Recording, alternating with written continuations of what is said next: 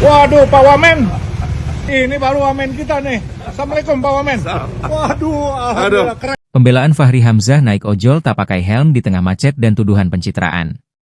Wakil Menteri Perumahan dan Kawasan Permukiman, PKP, Fahri Hamzah menjadi perbincangan hangat setelah video dirinya naik ojek online, ojol, untuk menembus kemacetan di Jakarta viral di media sosial.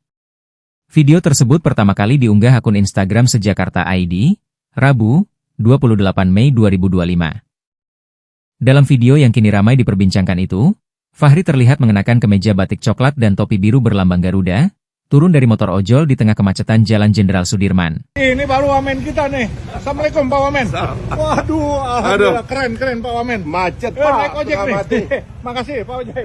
Wah, Sorry macetnya. aduh, ini 2 jam dari kantor. Aduh, ampun. ini wamen hebat ini.